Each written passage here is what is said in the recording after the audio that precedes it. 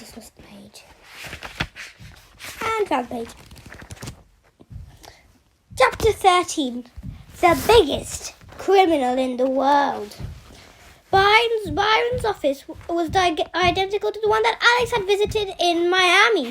It had the same ordinary furniture, the same blank walls, the same air conditioning turned up one notch too high. Only the view was different. Alex guessed he probably had something similar in just about every major city in America. "You fancy a drink?" Byron asked as he sat down behind his desk. "Some water, thanks." There were a couple of bottles on the sideboard. Alex helped himself. "It's good to see you again, Alex." Byron sounded tired. He looked as if he hadn't been to bed for a week. I was never able to thank you for the work you did for us on Skellington Key.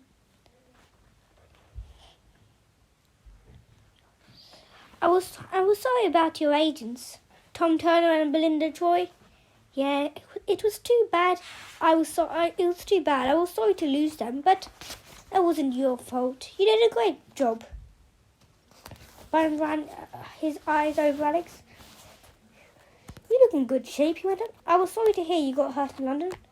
I told that boss of yours, Alan Malone, that it wasn't a good idea getting a kid involved in this sort of work. Or, of course, he didn't listen to me. He never does. In a way, that's why you're here now."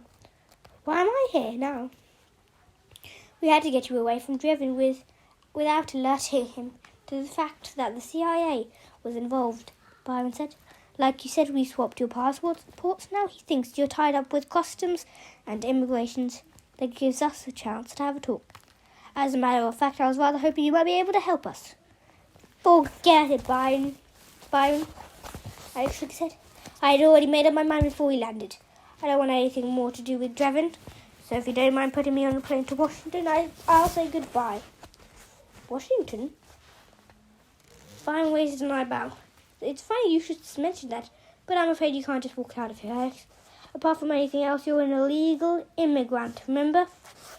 He quickly raised a hand in a conciliatory gesture. Just hear me out. What I've got to say may be of genuine interest to you. And when I've finished, then you can tell me what you think. The truth is, right now, you're in an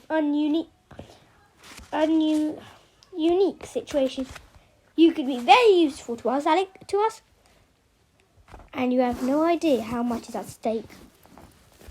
Alex sighed. "Where have I heard that before?"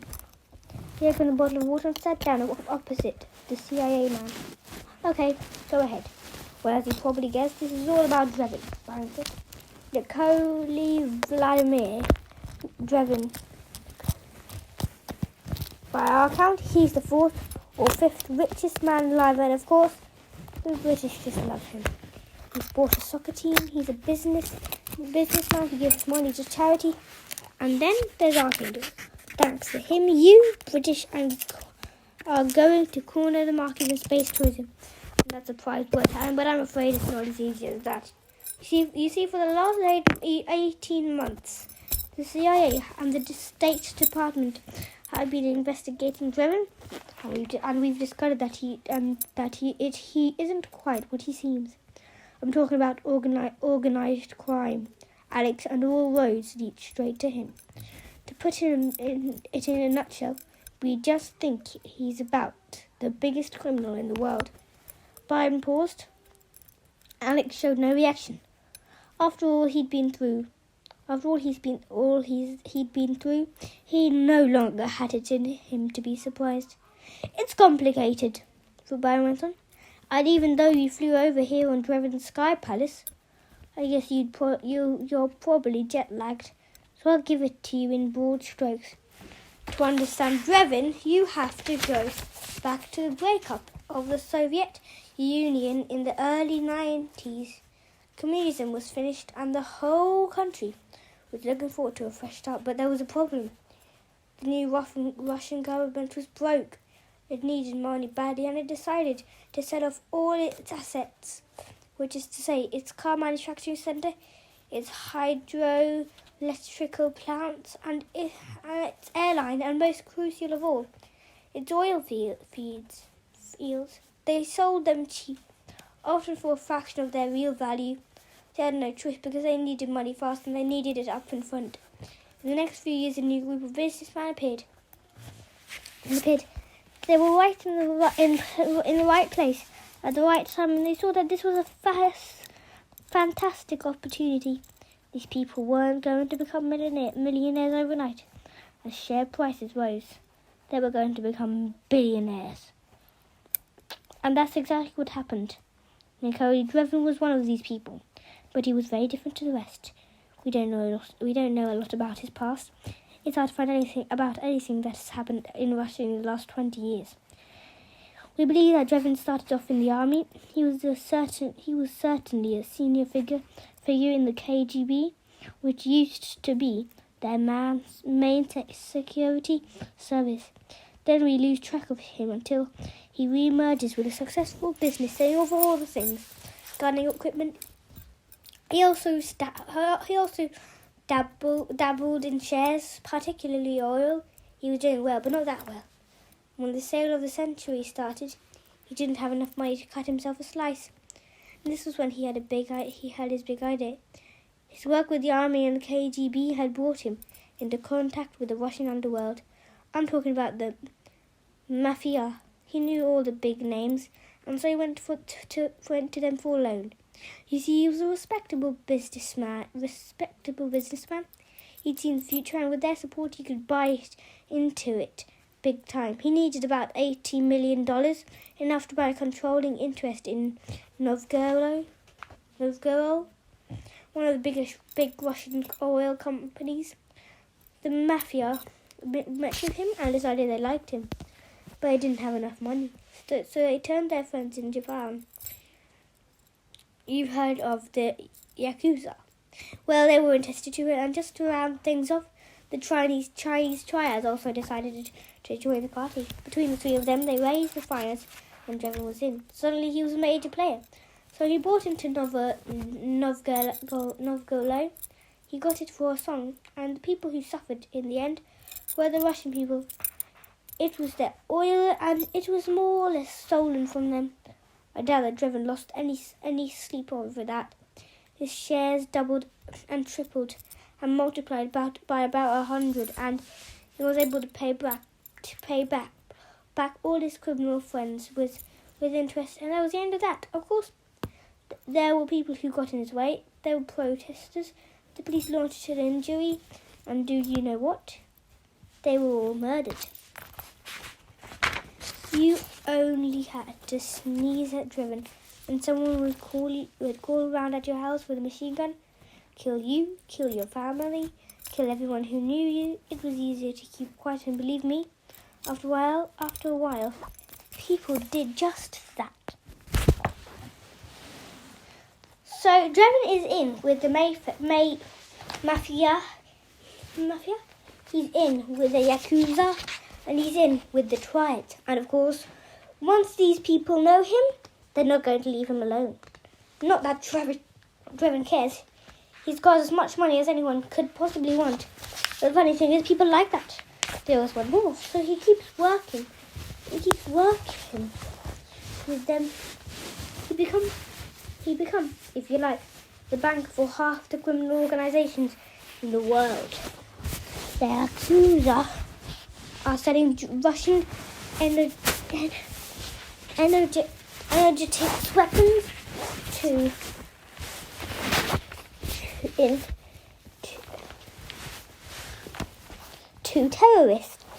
terrorist groups. The triads are running drugs out of Burma and Afghanistan. The mafia are moving into drugs and prostitution throughout the West. Drevin provides the cash flow. I would say that around the world there are hundreds of dirty deals done every day. And Drevin's money is behind just about all of them. If you know so much about him, why don't you arrest him? Answer: his head was spinning. He had spent almost a week living with this man. He was trying to marry what Byron was saying with what she had said of Reserve. He had guessed that Drevin was no saint, but he had never suspected anything like this. We're going to arrest him, Byron replied. I told you, we've been investigating him for over a year. When you're dealing with the really big criminals, Alex, it's not easy as you might think.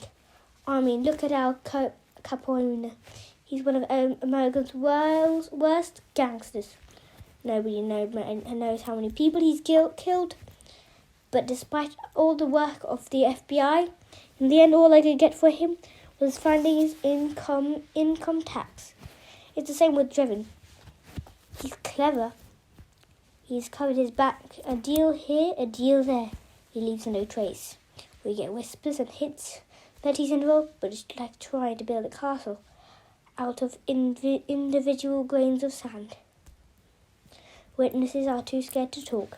Anyone who comes forward gets killed, even so slowly but surely we've been building a case against him. The State Department has collected over 2,000 documents.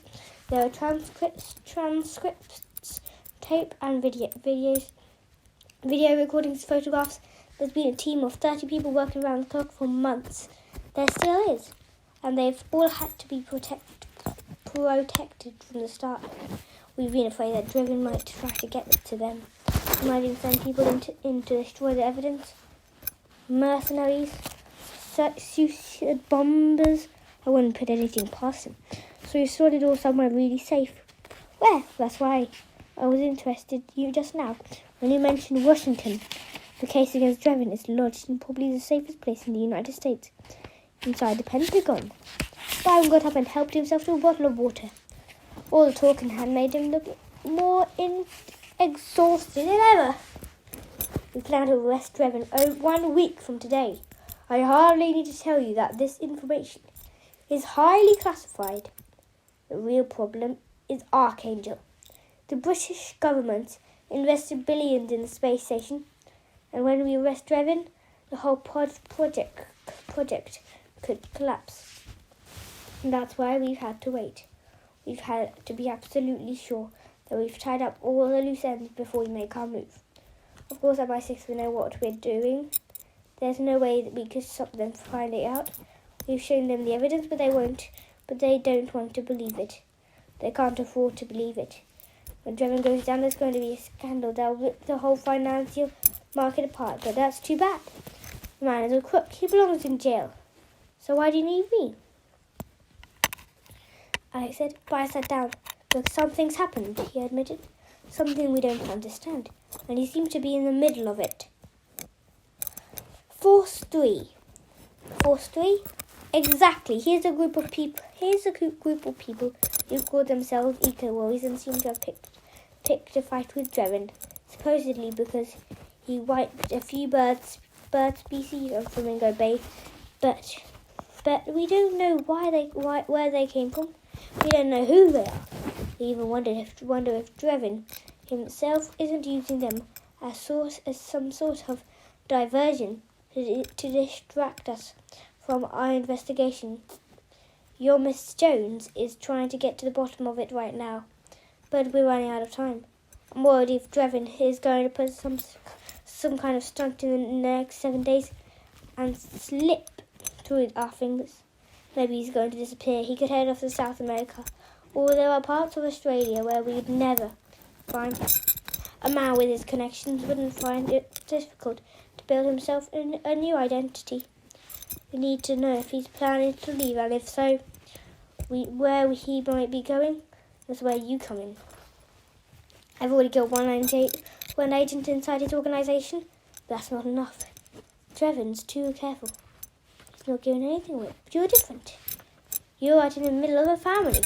You're buddies with Paul Drevin, and the best thing is, they don't know anything about you. You're above suspicion. They certainly don't know about your connection with us. Tomorrow they're going to take you with them or to Flamingo Bay. It's like Skeleton Key all over again. We can't get anyone in there. He's got the rocket base on the south of the island, and the whole place is protected by his own private security force. It's not even American soil. The island is 10 miles off the coast of Barbados, and it just happens to belong to the British. Trevor released it from the government when he built his space centre there, so he can't go storming in. All I'm asking is for you to hang in there for 1 more week and report back if you see anything going on. See anything going on. It'll be a vacation as far as you're concerned. You're Drevin's guest. I was Drevin's guest. Has cut in. I told you. I'm leaving. Why? I shrugged. Well, you've told me about him. I didn't much like him anyway. And I don't want to go anywhere near him. You won't be in danger. You won't be in danger. That's what you said last time, Byron, Mr. Byron. And I nearly got killed. 2 of your agents did get killed. And if you hadn't helped us, thousands more would have. And if you hadn't helped us, thousands more people would have died too. Byron looked genuinely puzzled. What's the matter, Alex? Are you scared? Is it because of what happened with the sniper? Alex felt a twinge of pain in his chest. It happened every time anyone reminded him of his bullet wound. Perhaps it would. I'm not scared, he said. I just don't like being used. We only use you because you're so damn good, Byron replied. And this time I'm not lying to you. You're not working for MI6 and you're not working for us. I want you to continue with your vacation. If you see Drevin packing his suitcases, or if a submarine turns up in the middle of the night, give us a call. I've already told you. I've got an agent on the island and there'll be backup team just 10 miles away on Barbados. You'll be watched all the time. Nothing's going to happen to you. I'm only afraid that somehow Drevin is going to get off the hook. 7 more days, Alex. Then we can make the arrest and you can go home. What about Paul? It was only now that I thought about Paul Drevin. He wondered if he knew the truth about his father. Nothing will happen to him. He'll be well looked after. I guess he'll go back to his mother. Alex didn't speak. He wanted to refuse, but something was stopping him. He didn't want Byron to think he was afraid. Maybe as simple as that. 1 week, Byron promised. Drevin won't suspect a thing. And just in case you do run into trouble, you've got someone here who might be able to help you. Who? He's waiting for you outside. He stood up and Alex followed him out of the office and down the corridor to an open plan area.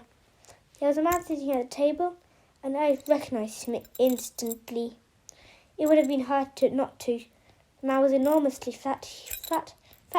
He was bald with a black moustache and a round smiling face. He was wearing a brightly coloured Hawaiian shirt. That couldn't have looked more inappropriate among the dark suits of the CIA operatives. Alex had never seen so many flowers on one piece of material. "Hello, Alex!" the man boomed. "Hello, Smithers." "Smithers? I've never suspected Smithers would be helping Alex. Didn't even think he's an agent. What a great pleasure to see you again. You're looking tremendously well, if I may say so. Miss Jones sends her best wishes. She knows I'm here. Oh, yes, we've been keeping an eye on you. As a matter of fact, it was she who sent me here." Smith lowered his voice, although it could still be heard across the room. "We thought you might like 1 or 2 gadgets. And although the Americans do produce a few of their own, I rather think we lead the field. Not that they'd agree, of course." "Gadget?" Alex watched as Smithers reached down and lifted a briefcase onto the table. "Absolutely. It wouldn't be any fun without gadgets, would it? And I've come up with some quite interesting ideas. This, for example." He produced an object that Alex recognised immediately. It was an inhaler. Identical to the one Paul Drevin used. Now we happen to know that Drevin's son has one of these," Smithers explained. "So if anyone notices this in your luggage, they'll simply assume it's his. But it's fingerprint sensitive, and I programmed it for your personal use. When you press the cylinder, it'll send out a puff of knockout gas, effective up to about 5 meters. Alternatively, you can twist the cylinder around twice clockwise. That turns it into a hand grenade 5-second fuse. I tested it on one of my assistants. Poor old Bennett. He should be out of hospital in a couple of months. He passed it across and dived back into the case. Eavesdropping, he went on. Part of your brief is to listen to anything interesting that Mr. Drebin might be saying. And for what you'll need is this. He brought out a slim white booklet with a set of headphones. Alex picked it up. It was an iPod. At least it looked like one. This uses microwave technology, Smith explained. Point the screen at anyone up to 50 meters away and listen through the headphones. You'll hear every word they say. You can also use it to contact the CIA. Rotate the click wheel 3 times anti-clockwise and speak into it. I've got another version, by the way, packed with enough plastic explosives to blow up a building. So Mr. Blunt says he won't to have it. Shame, really. I call it the IX plod. And one last thing, Flamingo Bay was a tropical island with lots of creepy crawlies. So this might help. Once again, he reached into a cave, and this hunter came out with a glass bottle marked Stingo, Jungle Strength Mosquito Lotion. Mosquito repellent. Mosquito repellent. I said, absolutely not, Smith replied. This is a very powerful formulation and it actually does the exact opposite. It attracts mosquitoes. In fact, once you open the bottle, it'll attract just about every insect on the island. You might find it useful if you need a diversion. He closed the case and stood up. I'm off to St. Lucia, he announced. A little holiday, and they'll give me a chance to test my shark repellent swimming trunks. So I won't be too far away if you need me. Oh, I'm sure you won't. Chin chin. Smithers wandered off down another corridor. Alice was left with Joe Byrne. So will you do it? Byrne asked. Alex stared at the 3 gadgets on the table. Looks like everyone's made up my mind for me. That's great, Alex, thank you. Byron gestured at the blonde-haired man who had brought Alex from the airport came over. You already met Special Agent Shulsky, he said.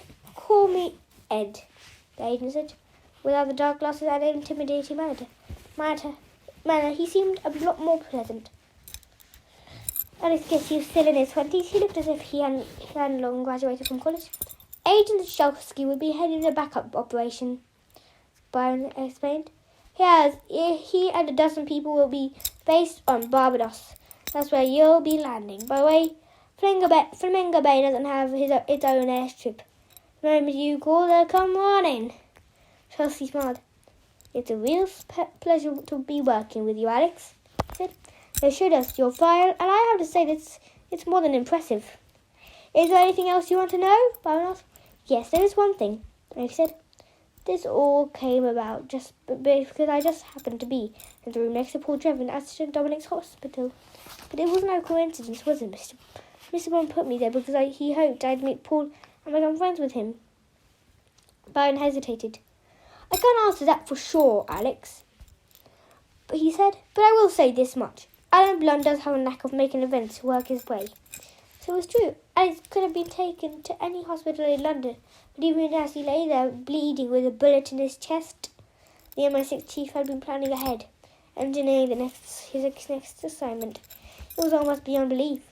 No, where Blunt was concerned, it was to be expected. Shulsky will take you back to the airport, Brian added. We'll sort you out a temporary passport, and German will pick you up tomorrow. Good luck on Flamingo Bay. Just don't expect any postcards, I said. He and Ed Shulsky left together. Brian shook his head and walked slowly back the other way. I can't believe what I'm reading. Oh, I can't believe it. And I can't believe I also forgotten it too. Chapter 14. Flamingo Bay. The 6-seater Cessna 195 seaplane circled the island almost lazily before it came into land. Alex, along with Paul and his father, had been flown from New York to Grantley Adams International Airport on the southeast corner of Barbados. From there they had been taken from a car a few miles up the coast to Ragged Point, where the seaplane had been waiting for the final 10-mile flight to Drevon's private island. Alice could see it now, his face pressed against the window, with the single propeller buzzing noisily ahead, and the starboard wing stretching out, looked as ridiculously beautiful as every Caribbean island, the colours almost too intense to be true. There was the dazzling blue of the ocean, the immaculate white beaches, the rich element green of the pine trees and rainforests. The weather couldn't have been more perfect for the coming launch. As the plane asked for a second time, this time tilting the stretch of water, there would be its landing strip. Brilliant sunshine blazed in through the window. There it is! Poor Drevon leaned past Alex and pointed. You can see the launch site. Okay. The island was about 2 miles long and shaped like a leaping fish. The rocky gantry stood where the ice had been. There were 2 of them right next to the sea, with about a dozen brick buildings, many of them surmounted with satellite dishes about a quarter of a mile away. The ground in this area was quite bare, all the vegetation burned away, presumably by rocket exhaust. Alice remembered what Caspar told him when he had been prisoner at Force 3. 4 bird species had been made extinct on the island. He was surprised it hadn't been more. It was the head of the fish was naked. If the head of the fish was naked, the rest of it covered with dense rainforest, separated by now track which ran for the full length of the island. The track led to a tall fence running north to south, with a checkpoint and a series of wooden cabins nearby. This was the only way into the launch, and there were watchtowers all over the island, making sure that nobody could approach unseen by sea. Jones' house had been built on what Alex thought of as the fish's tail. It was a simple white structure, and even from this distance he could see that it was ultra modern, with giant glass windows giving uninterrupted views of the sea. The arched belly of the fish was one long beach, with palm trees leaning towards the water.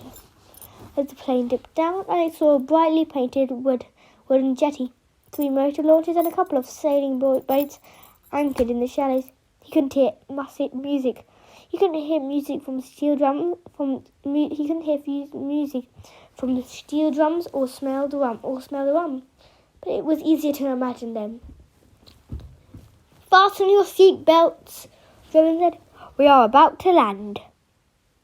Drevon was sitting on the other side of the aisle, wearing a pale yellow open-necked shirt. He hadn't spoken much on the journey from New York, not even when he had fetched Alex from the departure lounge at JFK. Alex got the impression that Drevon blamed him personally for a mix-up over the passport, or perhaps he was annoyed with the American authorities for inconveniencing one of his guests. Now he was deep in thought, tugging at his ring. In the bright sunlight, his face looked more pale than ever. Alex was grateful for the silence. He wasn't sure how to behave with Drevon anymore. Everything Joe Bryan had told him was tumbling around in his head. In the space of just a few days, Drevon hadn't gone from being a reclusive billionaire who didn't like losing to the biggest criminal in the world. He was involved with the mafia and the Triads, who only a few months ago had tried to kill Alex. People who got in his way died. He was another monster, and here he was, sitting just a few seats away. The sea swept down and landed smoothly, water spraying up towards the window. It taxied towards the deck and came to a halt. Paul Drevon was the first to stand up, followed by Tomorrow Night, who had been sitting directly behind Alex. They made their way out into the soft heat of the Caribbean afternoon. There was an electric buggy waiting for them, the sort that was normally used on golf courses. Drevon had already explained that there were very little petrol on the island. Electric vehicles were easier, Now that he was back on land, he seemed more cheerful. We'll go to the house first and change. He announced. Alex, I'm sure you'd like to see around the island. We can do it before dinner. Tomorrow I'll be busy with preparations for the launch, so you two So the two of you will have to amuse yourselves. There's plenty to do: swimming, scuba diving, sailing. Welcome, you might say, to paradise. Joan drove them the short distance to a little point, the corner of the island where the house stood. The building was as impressive as its own way as every property they'd driven over. It was almost futuristic, with white with huge windows that retracted into the walls, so that at the press of a little button, it could be either open to the elements or enclosed. It rose about half a metre above the ground, presumably to allow the air to circulate. Thick wooden legs supported on the rocky shelf facing west. Alex guessed that the sunsets would be spectacular. There were only 3 bedrooms. Tamara would be staying on the other side of the island. Alex was next door to Paul. His room had 2 single beds and en suite bathrooms, and plenty of space. 10 minutes later, dressed in a t-shirt, knee-length shorts and sandals, Alex was back in the buggy next to Paul. It was early in the afternoon, and the sun was still rock strong. Drevin drove them along the single track, although the island couldn't have been more than half a mile wide. The sea. The sea. The sea, the sea, the sea, the sea, the sea.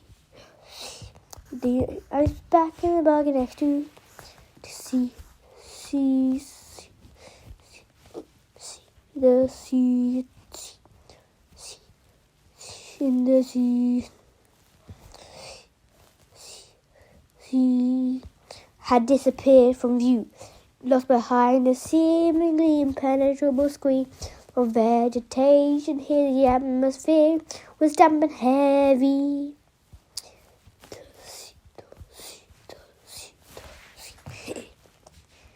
And Alex could hear thousands of insects already activate among the leaves. I'll stop singing. Sorry about that. I'll stop singing. They passed the cabins that Alex had seen from the air, and immediately afterward came to an electric gate with a checkpoint and 3 guards on patrol. They were the first guards Alex had seen. They were dressed in pale grey overalls with a logo, a pair of wings, and a streak of light printed on the left side of their chest. They wore combat boots and carried black mini Uzi 19mm submachine guns. Seeing the vicious weapons, Alex felt a twinge of unease. Joe Biden had made this visit to Flamingo Bay. Joe Biden had made this visit to Flamingo Bay sound very safe. As straightforward, he was there to make sure that Drevin didn't run away. Nothing more than that. But if something did go wrong, if Drevin found out that Alex had been in contact with the CIA, he'd be trapped. He had no doubt that the motorboat would be neutralized that night. The plane had already left. Barbados and the CIA backup team were 10 miles away. Once again, I found himself surrounded by an enemy army, and as usual, he was on his own. He was on his own. The buggy stopped and a man appeared, dressed in the same uniform, in the same grey uniform as the guards.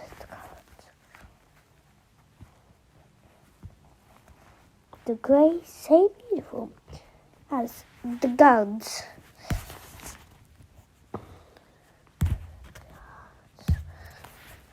He was an ugly man, aged in his 30s, with round cheeks, thick lips, and curling ginger, coloured hair.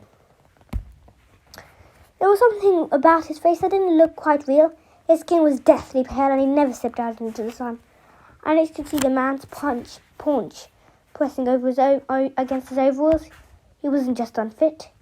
He looked ill.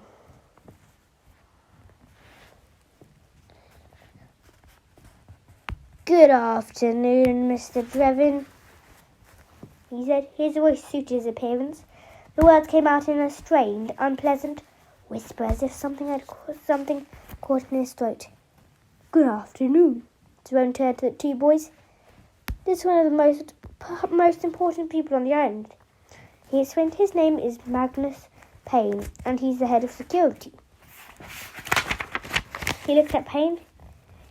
"You haven't met my son, Paul, and his friend, Alex Ryder." The security man nodded at Alex. "Nice to meet you, Alex," he said, and at that moment Alex was conscious of two things. Although he knew it was impossible, he wondered if he met Payne before. There was something else, something that felt wrong, but what? "I should warn you that Payne has complete control over this side of the island," Clemens explained. "You must do what he tells you, and please don't try to get past here without his authorization." "What's the point of security barrier?" Alex asked. "This is an island. If someone wanted to break in, they could just swim around." "Razor wire," Magnus Payne rasped. "Under the water they could try, but it would be rather painful." He raised a hand and the gate slid open. Activated from inside the checkpoint, Payne climbed into the buggy next to Drevin and four of them continued to the launch area. Alex had seen many amazing things in his life, but the sight before him was something he knew he would never forget. The rocket was right in front of him. On the edge of a flat, empty area pointed towards the sky and supported by two steel arms stretching out from whose gantry it was at least 50 meters tall. Slender and more beautiful than anything Alex could have imagined. He had seen rockets in museums, he had watched launches on TV, but this was different. It was surrounded by a vast blue sky which seemed suddenly endless, and yet sitting there it seemed to radiate the power that was contained in the four solid rocket boosters that would very soon blast it into space. About 20 people were working around it. The rocket dwarfed them, making them look tiny. "We call it Gabriel 7, James said, and he couldn't keep the excitement out of his voice. "It's an Atlas 285 rocket. You can just make out the payload." He pointed to a bulging shape close to the rocket's tip. "It's covered with an aerodynamic fairing," went on. It has to survive the ascent through the atmosphere, but underneath there's glass and steel observation model weighing 1.8 tons. It will take the Atlas just 15 minutes to carry it into space. And the day after tomorrow, it'll be up there, 300 miles above our heads, the heart of Archangel. Paul shook his head. "It's really cool." "Cool?" Drevin smacked. I despise this modern teenage slang. You use the language of the street to describe. Why can't you even begin to imagine cool? Is that all you can say? What about the other rocket? I thought he had seen the second gantry from the plane. It was further along the shore, a clear distance from the Atlas. The second rocket, slightly smaller, also seemed to be waiting for blast-off.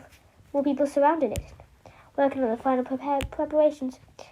"Mr. Payne," Brevin turned to his head of security. We brought forward the launch,"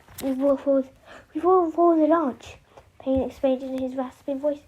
"We plan to send it up immediately after Gabriel 7. "Why?" I wondered. "We are involved in a series of long-term experiments," Drevin explained. "We need to know more about the effects of weightlessness on the human body. The second rocket is a Soyuz frigate. It will carry the model of a human system into space." "What does that mean?" I asked. An ape. I didn't realise you were still allowed to use animals. An ape. I didn't realise you were still allowed to use animals. Don't shrug. It's not ideal, but there's no other way. They drove to the first of the brick buildings. It was the largest in the compound, with 3 satellite dishes pointing up at the sky. This is a control centre, Payne told them. The other buildings are for storage and construction. You also have sleeping quarters and reaction facilities. There are more than 60 people working on the island. They went in a long corridor into a large room slanting with windows looking out. Above the windows was a giant screen, blank at the moment, but ready to transmit pictures of the launch itself. There were about 20 computers, arranged in 2 groups facing each other. One group was marked command, the other telemetry. To one side, Alex noticed a conference table, a dozen chairs and another screen. A huge board with hundreds of light bulbs spelt out various information, including LTST, local true solar time, the space equipment of GMT. There was less time to the control centre that Alex had imagined. In many ways, it was like an oversized classroom. A man had stood up, and they looked as they came in. A man had stood up as they came in. He was short, but the thickest, and looked either Chinese or Korean, with neat black hair, wide frame spectacles, and a pencil moustache. He was just like a businessman in a smart jacket and tie. Clothes couldn't have been less appropriate on a Caribbean island, but of course the climate in the control room was conditioned. Alex could feel the stirred air blowing cold on his bare arms and legs. Joan introduced him. This is Professor Sing-Ju Chan, the flight director here on Flamingo Bay. We were very lucky to be able to recruit him from the Khrunichev Space Center. How do you do? Singh spoke with a cultured English accent. He shook hands with Alex and Paul. The dark brown eyes behind the glass showed no interest in them at all. Hey, we're children. Hey, they had no place here. That was why the eyes seemed to, that was what the eyes seemed to say. This is where it all happens. They went on.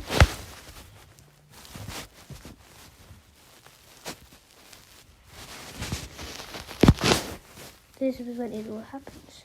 We'll be controlling the both deck. We'll be controlling the deck. Oh, sorry, I lost it. We'll be controlling both the launch and the docking procedure from here. Of course, most of the procedure is computerized. We have a camera fitted into Gabriel 7's nose, traveling 300 miles at the speed of light. It takes about 0.001 seconds for the image to be relayed back here. It's a bit like a giant computer game, except when you press a button here, you're maneuvering about 4 tons of equipment in outer space. You can't afford mistakes. Singh shook his head. There will be no mistakes.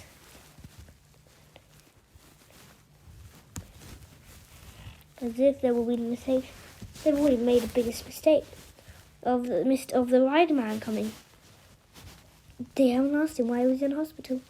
Well, actually they have, but Driven might be coming close to finding out who he is. I've never read this book before, and this is the time I'm reading it to you. Every single Alex Rider book I'm reading to you in the phone. It's the first time I'm reading you.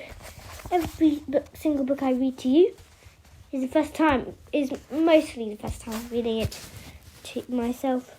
Like Alex Rider, I have never read it before, so I really want to read it. Every day I read it because I love it so much. And not because I want to read to you. I just want to read to you. I just like to read it to you because I want to have more subscribers. More subscribers means more money. Let's carry on with the book today. We were scheduled today. Oh, if you're wondering, I have planned schedules, but let's carry on. We have schedules. There will be no mistakes. We should then. Have we had the latest weather? Have the latest weather reports? Very nice. Yes, Mr. Evan. I've gone over the meteorology charts myself, and the conditioning are exactly as predicted. Good. Jane was pleased. 9 o'clock on Wednesday morning. It's a sight you boys won't forget. Can we get any closer? Well, Professor Singh looked away as if the question was too stupid to answer. I just wondered what it was about the man that he didn't like. Perhaps it was his complete lack of enthusiasm. There was no emotion in his face, and none of his voice could be in charge of such a huge project and no feel of the excitement of it. If you were any closer, you'd be deafened, Trevor said. When Gabriel 7 is launched, the vibration levels will be huge. They destroy your eardrums if you're too close. Even hair will need to be completely insulated. I'm afraid I must ask for some time with you, Mr. Drevin, Senior interrupted. I need to discuss the launch trajectory dispersions. Drevin turned to Alex and Paul. Magnus will show you around the rest of the base. If there's anything else you wish to see, we'll meet again at dinner. Sure, I tried to smile, but he didn't look up. He no longer trusted himself to meet Drevin's gaze. No, probably because he knows what Drevin's done. But let's go on reading. I'm off schedule. But he didn't look like he no longer trusted himself. There was something else that was worrying him. The more he saw the eye and the rockets that by the space center, the more he felt like a nameless sense of dread. It was hard to explain, but Alice was beginning to think that Joe Biden and the CIA had got it all wrong. Joe wasn't behaving like a man about to run away. He had something else in mind. Alice was sure of it. There were less than 45 hours until the launch, and that might be all the time he had left to find out what it was. But later that afternoon, Alice was able to forget some of his worries. Paul took him out of the first meeting as promised. Gave Alice his first lesson in kite surfing. The sport was very simple, combined surfing and kite flying. As Paul said, you stood on the board and flew a kite, and the wind did the rest. Of course, there was more to it than that. The kite was actually a giant polyester wing, 9 meters across, which had to be inflated with a pump.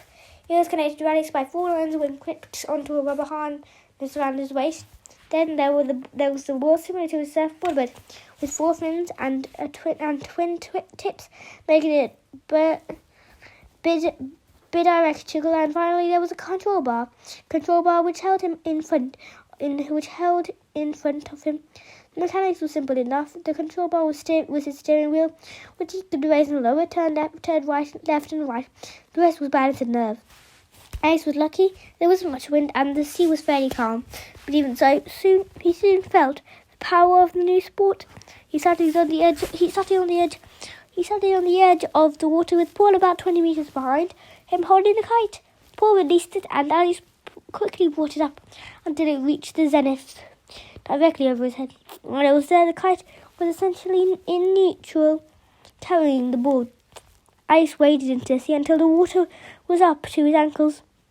He put one foot on the board, then he lowered the kite into the wind, and he was away. It was an incredible sensation.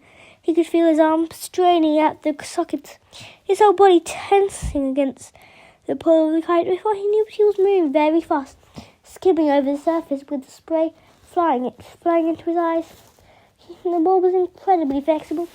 All Alice had to do was pull on the control bar, and he could change direction instantly.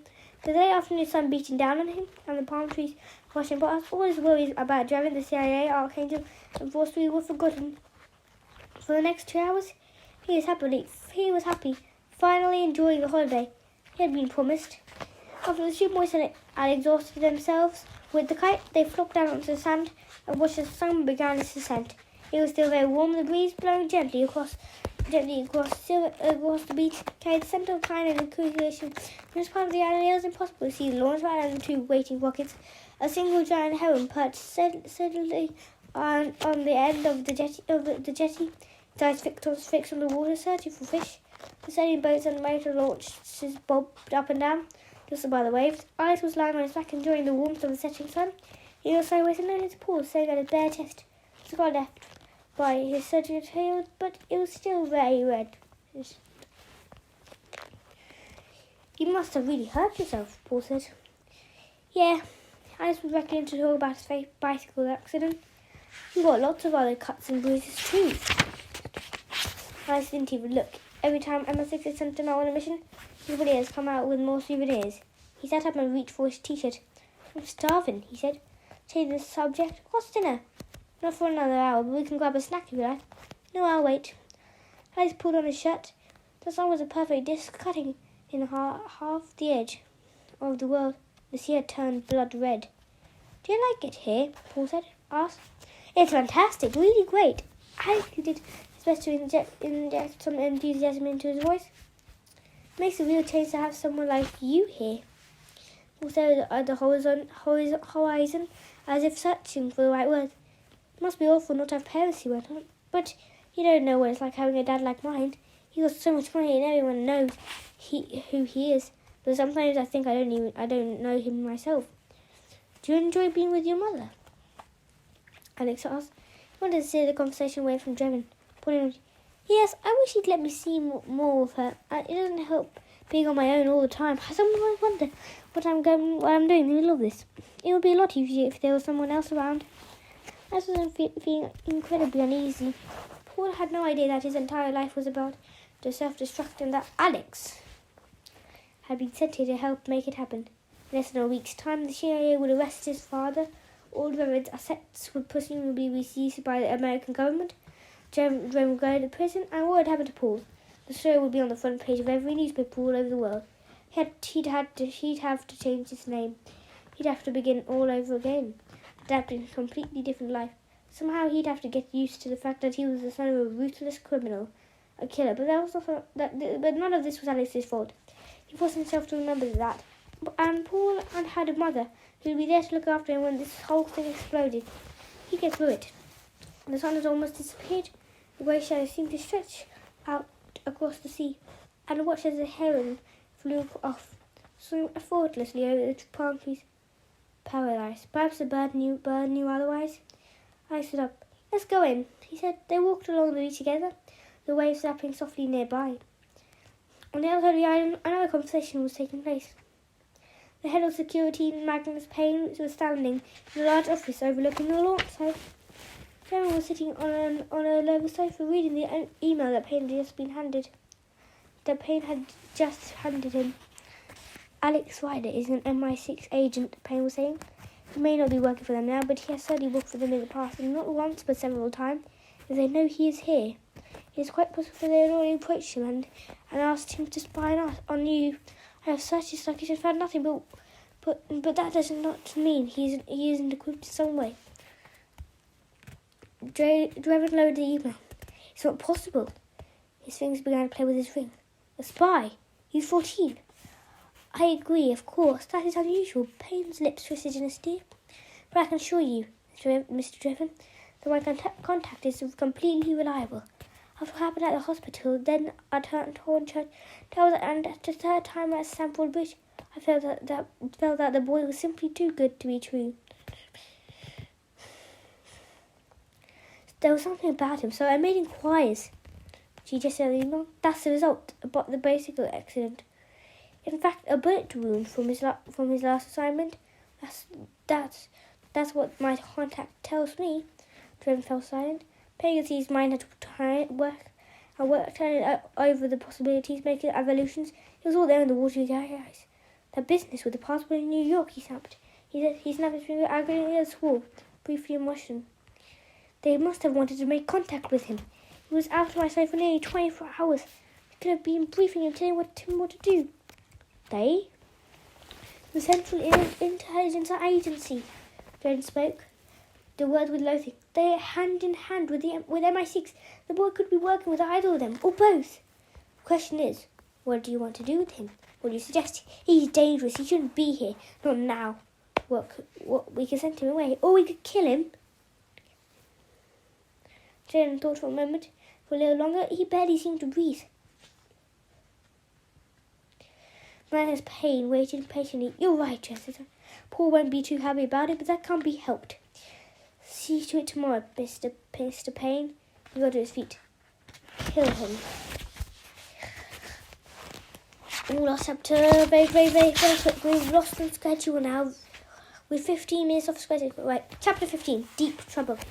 It was another perfect day. Alice Weather was eating breakfast with Trevor and his son on Terence, perched on the edge of the sea, the waves lapping below them. A servant, all the staff, had been brought in from Barbados, had served them cold meat, fruit, cheese, and freshly baked rolls. There was a jug of Blue Mountain coffee from Jamaica, one of the most delicious and expensive blends in the world. This was a millionaire lifestyle, all right.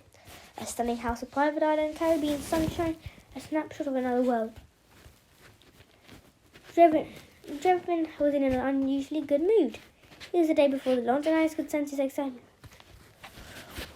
What have you boys got planned for today? Do you want to take out the kite again? Paul asked Alex. There might be a bit more wind. I nodded. Sure. Why don't you do some water skiing? Then suggested. We could do that too. Paul's obviously pleased. His father was taking an interest. Confused to Alex that if Jordan suggested a sandcastle competition, the other boy would have agreed. Trevor turned to Alex. Have you ever dived? Yes, Alex had been a qualified diver since he was 12. Then why don't you go out this afternoon? We have all the equipment you need, and you can visit the Mary Bell. Alex looked puzzled. Trevor went on. It's an old transport ship. It was sunk in the Second World War while carrying supplies to the American bases in the Caribbean. Now it's an excellent dive site. You can swim into some of the holds. Alex had been on wreck dives before. He knew that there was nothing more strangely beautiful, more eerie than the ghost of an old ship. He turned to Paul. Do you want to come? Can't, Paul said. My asthma. Scuba is one of the many things Paul is unable to do. Jones said. But I can ask one of the guards to be your buddy. He'll be ashamed not to see it. Don't let me stop you, Paul added. Everyone says the Mary Bell is amazing. And I've got some homework I'm supposed to do. So you go ahead. Tomorrow night appeared on the terrace, dressed in a linen jacket and trousers with a pair of sunglasses dangling around her neck. She was carrying a bulging file. You got some important correspondence to deal with, Mr. Trevin, she said. Thank you, Miss Knight. I'll be with you in a few minutes. Trevin nodded at Alex. Enjoy the dive, he said. I went into the house. You're diving? Tomorrow? She sounded surprised. Yes. Alice wasn't sure what to say. Where? The Mary Bell. Oh, yes. Tam still wasn't smiling. You'd better be careful. I understand it's very deep, and I hope you don't see any sharks. After breakfast, Alice went back up to his room and to fetch his trunks. The shutters had been drawn back, and the windows were wide open. He had a spectacular view of the whole of Little Point. Looking out, Alex saw Trevor standing by his pocket, talking into a phone. I saw for a moment they went over to his case and drew out the iPod Smithers had given him. He put on the headphones and turned it on, and then pointed the screen in Dwayne's direction. Once he heard Dwayne's voice, it was so clear. It could have been standing right next to him. For final preparation, I'm going over everything again today. I want all the programming to be double-checked. A pause. The boat is coming in tonight at 11. Not at Little Point, the western tip of the island, behind the launch site. I'll be waiting for it there. There was a movement at the door. It was Paul. What are you doing, Alex? He asked. Alex took off the headphone. Nothing. Paul saw the iPod. Are you taking that down to the beach? Are you taking that down to the beach? I'm just checking it's working. Two of them left together for the rest of the morning. For the rest of the morning, they swam and snorkeled and went out with the kite. This time there was a little more wind, and Paul taught Alex a few tricks. Jumps and handle pass, but Alex found it hard to concentrate. All he could think about was the conversation he overheard. A boat was arriving that night at 11. Why? Trevor obviously didn't want it to be seen. That was why he wasn't using the jetty near the house. Could it be that he was planning to leave? And so should I alert the CIA now? No, it was too soon. Better to get over to the planning to leave. And so should I alert the CIA now? No, it was too soon. Better to get over to the side of the island, where the darkness had fallen, and see for himself. That was the reason he was here. It would mean slipping past the checkpoint. But of course he couldn't swim around. As the security had told him, there was a razor wire tilted in the water. There had to be another way. Lunch was at 1 o'clock. Delicious from what he served with salad and rice. They rested for an hour, avoiding the worst heat of the sun. At 3:30, there was a knock at the exit door, and a young black man appeared wearing the grey overalls of the security staff. Mr. Ryder? He asked. Alex got to his feet. I'm Alex. My name is Colo. Mr. Rowan said you needed a diving buddy. That's right. You're a certified diver? Yes. Then let's go. Paul wasn't around. Alex followed Colo out, sliding down to an equipment store underneath the house. It was a large room across between the house. It was a large room across. It was a large room across between a garage and a boathouse. Here there was a spare equipment for the various boats, a few nets in a separate area, scuba tanks, BCD, sweatsuits, fins, and everything else needed to go diving. The water's warm out there, Cody said, as he hauled out a couple of tanks. But the Mary Bell is deep, about 22 meters deep, so I'm going to give you half a body wetsuit, and I'll check out some weights. Half an hour later, Mike was dressed in a bright blue neoprene wetsuit that came down to his thighs and halfway down his arms. Kylo was dressed in black, carrying his equipment. Alex staggered out onto the beach, where a boat with a Bajan with a skipper was waiting to take the two of them out to sea. Good luck, Alex. Alex turned to see Paul Driven standing on the timbers above him, waving. He backed, then climbed into the boat. Good luck, Alex. That's what it meant, not good luck, Alex. Just good luck, Alex. The journey only took a few minutes. In that time, Alex went over his equipment, running through the usual checks. His mask fitted. The BCD was brand new. He turned on his air supply and checked his gauge. He had been given just under 3,000 psi. Alex made a quick calculation. The deeper he went, the more air he'd use. But he was a light breather. At 22 meters, the depth of the Mary Bell, he assumed he would have a bottom time of at least half an hour. He noticed Colo watching him as he finished his preparations. Alex had been looking forward to visiting the wreck, but he suddenly felt uncomfortable. He had been diving many times with his uncle and once with friends, and each time it had been a happy, sociable affair. Now he's in a boat with a captain who hadn't said a word and a buddy who had barely spoken either. Two hired hands taking the rich kid for a ride. For a moment, he understood that the loneliness that Paul must have felt all his life. The boat slowed down and the anchor was lowered. The captain raised a flag, red and white stripe, signaling that there were divers in the area. Colo helped Alex put on his equipment. Then it was time for the briefing. The Mary Bell is right underneath us, Colo told him. We'll enter the water over this side, and then if everything's all right, we'll go straight down. The sea's a little choppy today, and visibility's not so good, but you'll soon see the wreck. We'll start at the stern. You can see the rudder and propeller. Then we'll swim up at the deck and in the second hold. There'll be plenty of fish down there. Glassfish, hatchetfish, groupers. Maybe you'll be lucky enough to see a shark. It's a signal when it's time to come back up. Any questions? As you've said. Then let's do it.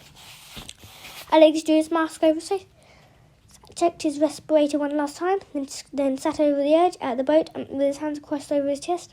Cody gave him the thumb and he tipped over backwards, splashing down into the sea. It was the moment which he'd always enjoyed, feeling his shoulders pushing through the warm water, rolling into a cocoon of silver bubbles, with a fractured light high above. Then his BCD partly inflated, dragging him back to the surface. He was bobbing in the water face to face with Colo. The captain was watching them over the pulpit rail. All right, Colo shouted. Alex waved from the undiversible diver's sign, fingers and thumb forming an O. The other three fingers pointing up. Everything okay? Colo responded with a clenched fist, thumb pointed down. Alex released the air in his BCD and let his weight belt drag him down. The water rose over his chin, over the chin, past his nose and his eyes. Gently, he began a controlled descent, listening to the sound of his own breathing amplified in his ears. It was only now that he remembered he had been operated on just 3 weeks ago. What would Mr. Hayward think about him scuba diving? Well, at least it wasn't something that had been forbidden. A triggerfish. Green with brilliant yellow stripes and the yellow tail swam past, taking no notice of him. The water was a deep tropical blue, then came darker and murky the further he descended. He looked at the depth gauge, 11 meters, 12 meters, 13. He was comfortable, in full control. Cole was a few meters above him. Legs crossed. Red bubbles, each one contained a pearl of fused air, rose and clustered to the surface. And suddenly, the Mary Bell was there, appearing in front of him as if projected onto the screen. It was always the same underwater object, even once, because a sunken cargo ship seemed to beam out of nowhere. Alex squeezed the air into his BCD to slow his descent. He checked that he had neutral buoyancy. Then he kicked forward and swam to examine the silent witness from the Second World War. The Mary Bell lay in the sand, slanting to one side. It was in 2 halves, separated by a jagged, broken area that could have been made by a German torpedo. It was about 130 meters long, 20 meters wide. The whole thing, ship covered in algae and brightly coloured coral that would one day turn into an extraordinary artificial reef. As he swam over the deck, heading for the stern, Alex looked down on the dark green surfaces, the twisting ladders and rails, the anchor winches and blast reef. He passed 2 railway freight cars lying side by side. Part of the locomotive lay shattered a few meters away on the sand. At the end, he saw what had happened to an anti-aircraft gun, now pointing helplessly at the seabed. Once Marines running back and forth, the tornado system back in order. The wind, the sea spray blowing in their faces. But the Mary Bell had been hit. It had lain here for over half a century. There was nothing in the world more silent. It was the very definition of death.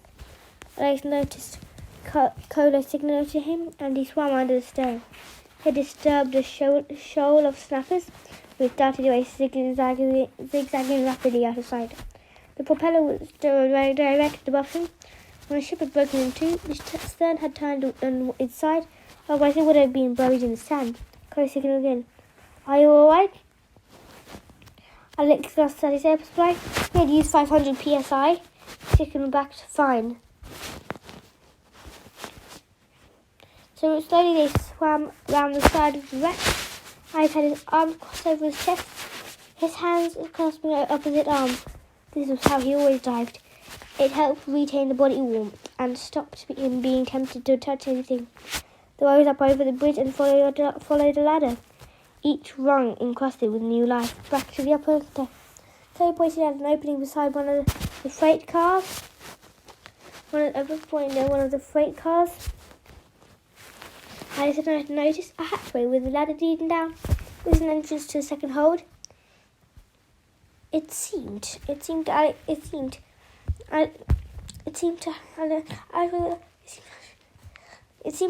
Colin wanted him to go in ahead of him. Alex took out his torch and kicked down and cautiously swam through the opening, head and shoulders first. Wreck diving is entirely safe, and provided you know what you're doing. And Alex, the only real danger was getting his air pipes caught or slashing them on a sharp edge. The solution was to do everything very slowly, checking for any obstructions, but the hatch was easily wide enough for him. He followed the ladder down, turned on the torch, and looked around him. He was in a large cavernous space, which ran the full width of the ship and about 25 meters of its length. A ghostly green light streamed in through a series of small portholes, and Alex flicked of the torch, realizing he would need it.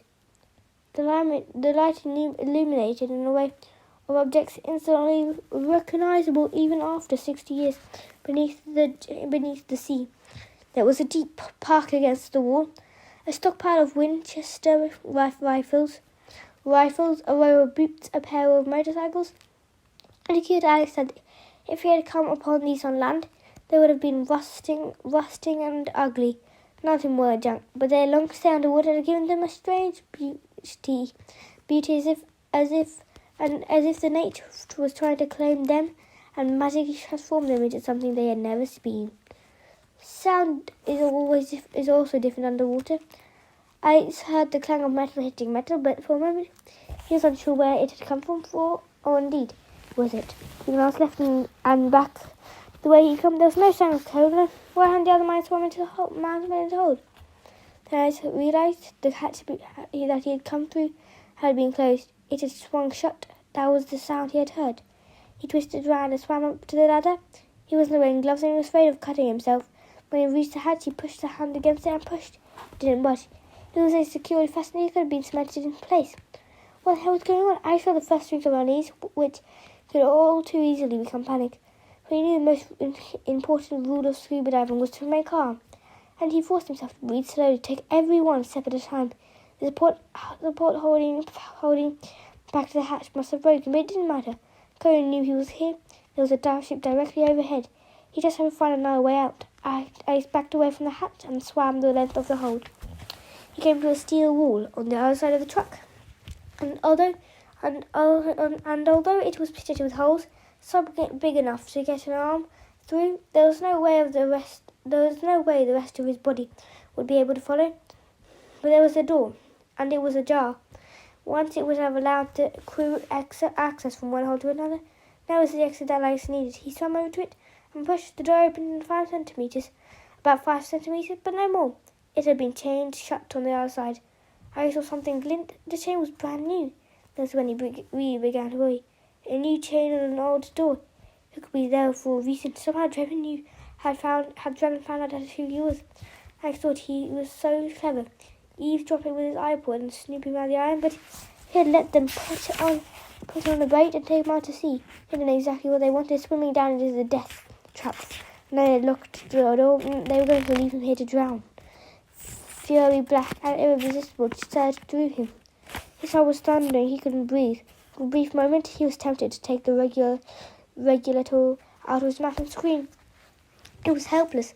At the mercy of a single pipe and a diminishing supply of air. The next 90 seconds were possibly the most difficult of Alex's life. He had to fight for control. 22 meters below sea level, aware that he was quite possibly in his tomb. Somehow he had to channel his anger away from himself. Back to Will Drebin, who had dealt with him as ruthlessly as anyone else who had ever crossed his path. Another sound, as an engine overheard. I felt a figure of hope, but quickly clamped down on it. It was the sound of someone coming to rescue him. Cole had returned to the surface. He had done his job, and now he was leaving. Sure enough, the noise faded and died away. Alex was alone. There was one thing he had to know. Although he dreaded looking, he reached down for his instrument console. How much air had he used? Then he told him the worst. He had 1,750 PCI left. At 500 PC, the gorge turned red. At that point, a spring operated shut off a valve inside the tank. J value would close. He would have a few minutes left, and then he would die. When he was sure he was back in control, he swam forward again. I knew that at this step, he would soon get through what air he had left. But moving too fast, using too much energy, would only push it into the process. How long did he have? 50 minutes at most. Already he knew that this situation was hopeless. He forced himself to ignore the dark whispers in his mind. Nobody knew he was here. There was no way out. But he still had to try. Better people than Drebin had tried to kill him and failed. He was going to find a way out. The hatch was sealed shut. The windows were too small.